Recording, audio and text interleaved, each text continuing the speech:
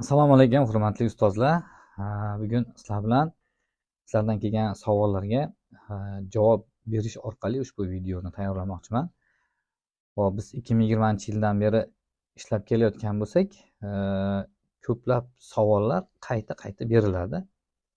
Hozir endi oxirgi paytlarda savollar, metodlarimiz, kurslarimiz ko'paygani sababli savollarni ham salmog'i ko'payib qoldi-da. Men bu savollarni ham bo'lib oldim turli xil bloklarga. Demak, bizda birinchi blok maktabga tayyorlov bosqichi bo'yicha. Demak, mana shu yo'nalishda berilgan savollarga javob berishdan boshlasam. Demak, birinchi savol: nega bugun ota-onalar maktabga tayyorgarlik masalasida juda xavotirda degan savol berildi. Bilmadim qanday xavotirda. Taxminan mana shu savolga taxmin qilyapman qanaqa xavotirda ekanligini. Demak, bo'lishi mumkin bu. Demak, birinchisi, ota-onalar o'zini farzandlarini boshqa odamlar farzandlari bilan solishtiradi va qarasa farzandi tengi boshqa bolalar nimalarnidir bilishadi. Buni farzandi esa как будто orqada qolib ketayotgandek tuyuladi.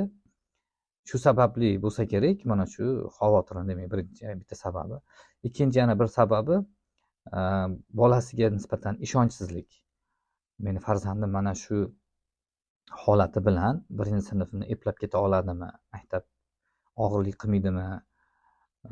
Maktab og'irlik qilmaydimi bolamga degan bir xavotir bo'lishi mumkin. Uchinchisi, bolada qanaqadir kasalliklar bo'lsa, qanaqadir nuqsonlari bo'lsa, mana shundan xavotir olayotgan bo'lishi mumkin. Mana shu uchta sabab bo'lishi mumkin. Xo'p, lekin mana shu uchalasiga ham xavotir olishga o'rin yo'q deb bilaman men o'zimcha. Xo'p, keyingi savol: bola qachon maktabga tayyor bo'ladi debdi. Bola qachon maktabga tayyor bo'ladi? Bu 7 yoshda tayyor bo'ladi bola. Agar yoshni nazarda tutayotgan bo'linsa, bola 7 yoshda maktabga tayyor bo'ladi. Yosh jihatidan, fiziologik jihatdan tayyor bo'ladi. Lekin maktab talablariga tayyor bo'ladimi, yo'qmi? Endi maktabga tayyorgarlik qanday o'tganiga bog'liq. Maktabga tayyorgarlik 5 ta kriteriya bo'yicha tayyorlanish kerak. Ya'ni maktabga tayyorgarlik mana shu 5 ta kriteriyada ketish kerak.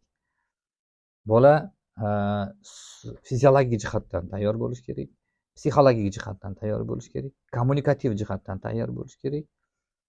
Xo'p, bola intellektual tayyor bo'lish kerak. Va bolada usitchivost deydi, darsda o'tira olish, ya'ni ustoz bilan muloqot qila olish, emotsional ham tayyor bo'lish kerak. Mana shu 5 ta kriteriyada tayyorlanishi kerak bola. Endi bizda bolalarni faqatgina o'qish yozishga o'rgatish bilan ko'rsatishmoqchi bo'lishyapti.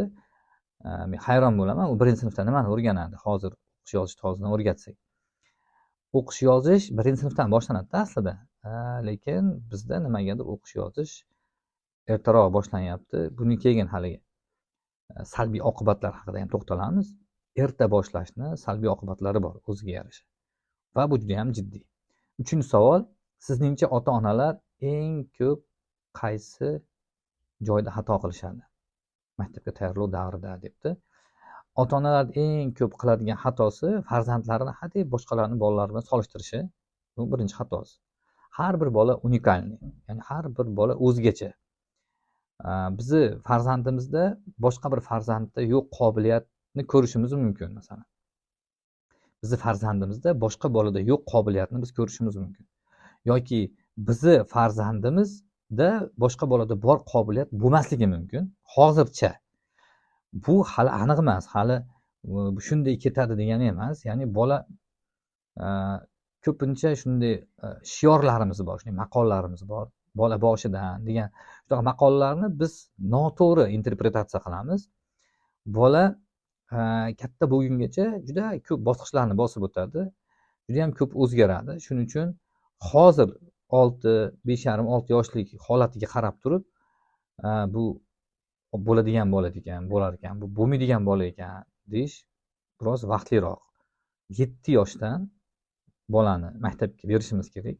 7 yoshdan bolada ta'lim uchun miya tayyor bo'ladi. Ana undan keyin biz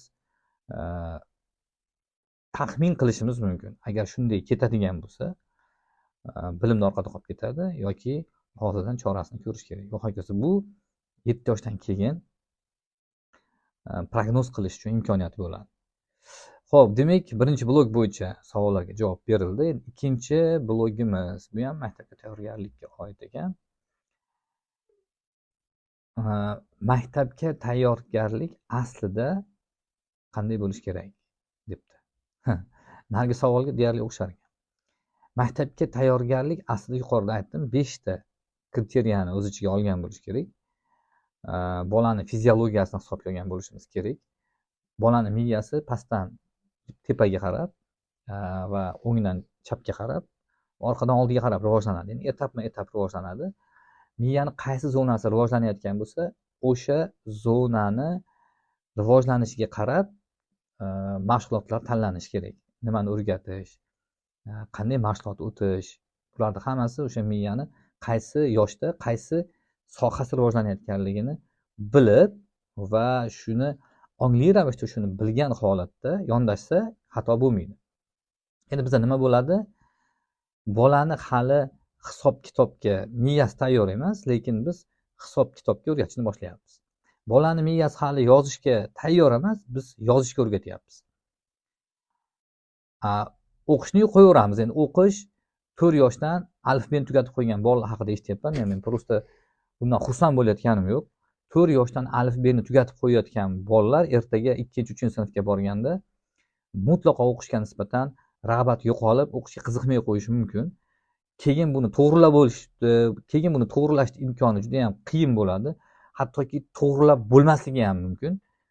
Ya'ni shu qiziqishi so'ngan holatda maktabni bitirib ketishi mumkin. Bu eng xavfli tomon. Shuning uchun miya qaysi yoshda nimaga tayyor bo'lganligiga qarab turib, o'shanga mos narsa berilishi kerak. Yana buni boshqa tomoni ham bor. Ko'pchilik shar'iy tomonini ham so'rashadi.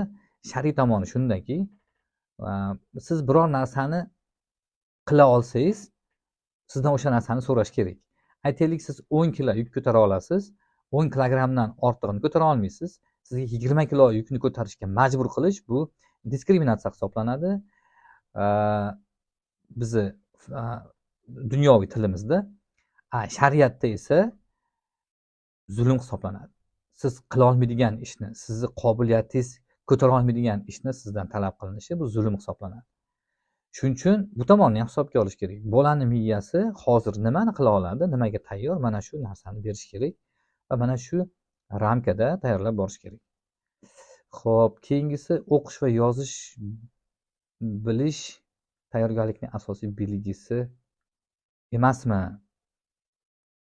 O'qish, yozish bu maktabga tayyorgarlik ekanini belgisi emasmi debdi. Belgisi emas. Hozir aytdim, 4 yoshli bolani o'qish yozishga o'rgatib qo'yishimiz mumkin. Bor shunaqa bolalar. Afsuski, ko'p xususiy tashkilotlarda mana shunday podxod evaziga 4,5-5 yoshda bolalar o'sha o'qishni biladi, yozishni biladi. Bu bizni xursand qiladigan holat emas, afsuski. Chunki yuqorida aytdim, hozir miyani qaysi sohasi rivojlanyapti? O'sha rivojlanayotgan sohaga e'tibor qaratish o'rniga biz 7 yoshda berilish kerak bo'lgan bilimlarni talab qilamiz miyadan va miya hozir rivojlantirishi kerak bo'lgan, dolzarb bo'lib turgan soha qolib, 7 yoshda rivojlanishi kerak bo'lgan sohani rivojlantiradi. Majbur rivojlantiradi. Oqibatda hozir navbati kelib turgan soha rivojlanishdan qolib ketadi orqada. Va ma'lum bir yoshga yetganda biz o'sha sohadagi zboy ko'rishimiz mumkin. Ya'ni o'sha sohalarni pand berayotganligini ko'rishimiz mumkin. Bu har xil ketishi mumkin. Masalan, eng yengil holatda bolani darsga qiziqmay qolishi bilan, og'ir holatda esa bolada hattoki o'sha darsdan qo'rqish, duduqlanish, turli xil nevrologik kasalliklar, stresslar va hokazolar kuzatilishi mumkin. Xo'p, psixologik tayyorgarlik qanday bo'lishi kerak? Endi psixologik tayyorgarlik bu ruhiy tayyorgarlik deymiz. Bolani oldida har qanday yangi narsa, bolani miyasi har qanday yangi narsani qo'rquv bilan qabul qiladida. Miyamiz o'zi shunaqa, bizga notanish bo'lgan, noma'lum bo'lgan narsani qabul qilishdan oldin biz qo'rqamiz. Bu qanaqa mavzuda bo'lishidan qat'iy nazar, yangilikni darrov qabul qila olmaymiz. Ya'ni har qanday yangilikni bolani miyasi katta qarshilik bilan qabul qiladi. Shuning uchun ruhan tayyorgarlik o'sha nimaga o'rgatayotgan bo'lsak, ana shu o'rgatish jarayonimizni aynan bolaga sezdirmasdan o'rgatishimiz va o'sha hozirgi biladigan narsalari maktabda aynan xuddi shunday takrorlanishini singdirish va bolaga har doim dalda bo'lish, uni shu ruhiy tayyorgarlik jarayoniga sabab bo'ladi. Xullas, mana shu qilayotgan ishlarimiz mana shunday qilsak agar, bolani ruhan tayyorlagan bo'lamiz. То есть shunday bo'ladiki, sen hozir hech narsani bilmaysan-u, maktabga qanday borasan? Sen unaqa emassan-u, maktab sen qanaqa qilib maktab talabiga javob berasan degan gaplar bolani ruhan sindiradigan vaziyatlar hisoblanadi. То есть hozirgi qilayotgan ishlarimiz, hozir xatti-harakat, masalan, rasm bo'yayapmiz, sanayapmiz, o'zimizcha nimalarnidir, fasllar haqida fikr bildiryapmiz. Bular mana shu gaplar maktabda ham xuddi shunday takrorlanadi deb oddiy tushuntirish bolaga mana shu ruhiy dalda bo'lish hisoblanadi va maktab bilan qo'rqitmaslik asosan va maktabni bolaga yordamchi ekanligini tushuntirish mana shu psixologik tayyorgarlik bo'ladi. Eng yomoni bolalar maktabda o'zi tengqur bolalarni ichida shunaqa sho'x, to'polonchi, urushqoq bolalar bo'lishdan qo'rqishadi, hayiqishadi. Bularni ham tushuntirish kerak.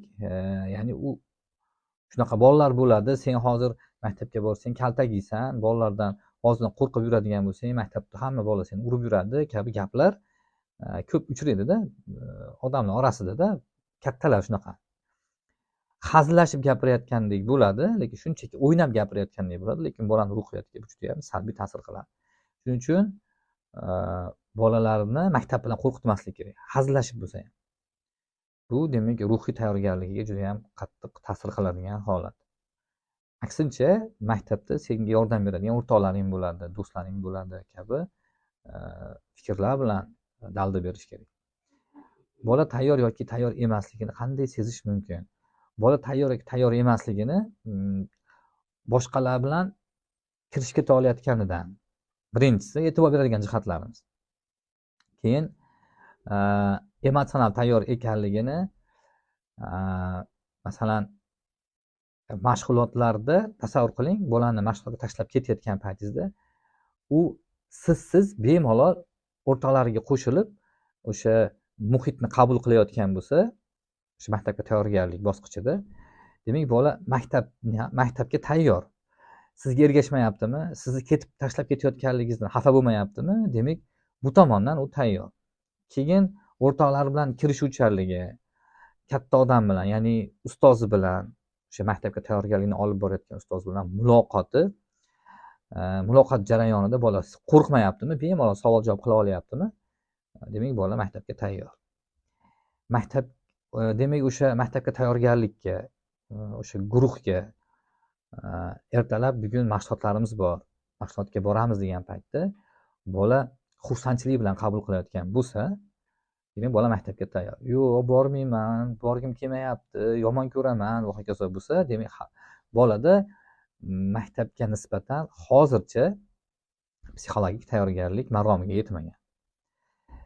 3-blokka o'tyapman endi. Demak, hozircha mana shu yerda to'xtab turamiz. 3-blokni keyingi videoda davom ettiramiz.